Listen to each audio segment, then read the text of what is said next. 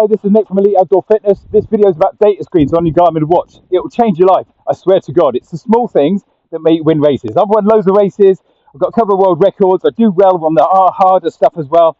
But today, get back into my training, looking at my data screen, thinking, I'm going way too hard, heart rate's too high, and I'm going to start decreasing my pace because I can't sustain it. It's exactly what happened. So it reminded me of Paris 10 a few years ago when I came third. I have won it, but I've come third, fourth, seventh, 16th, etc. So when I came third, my first minute mile pace was about third position.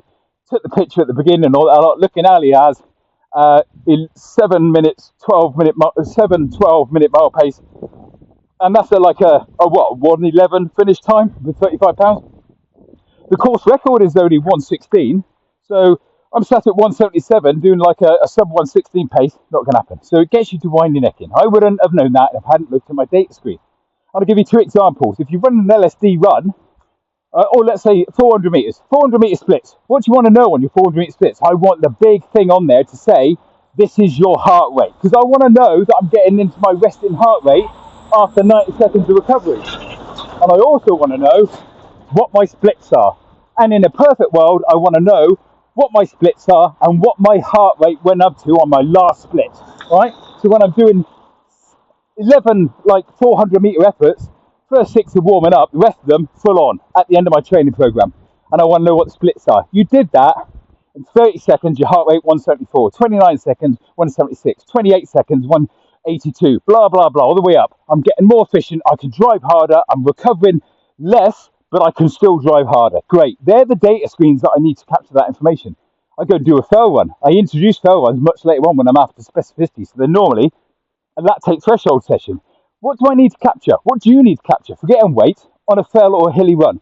Elevation, average pace for the distance. If you change any of those around, the distance or the amount of, if you go and do an 8-mile run with 300 meters of elevation, it's going to be a lot slower if you add 700 meters of elevation. So you need a data screen that captures all of that. You want your average minute per mile pace, because you don't need to know how fast you're going up and down the hill. You just need to know 50, 70, 80% of the way through. Fucking hell, I'm on for a good time here actually. I'm slowly increasing my average pace from last week, even though I've added 40 meters of elevation on. Okay, those are things you need to capture.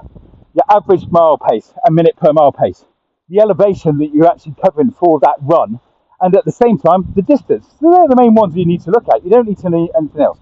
Getting your data screens on Garmin, setting them up correctly, is going to help you out. It's going to get you to wind your neck in and train correctly. If you need any other more information, come and join us at Elite Outdoor Fitness, or join one of the plans, RTG or something, because I do it for you then. Thanks for listening.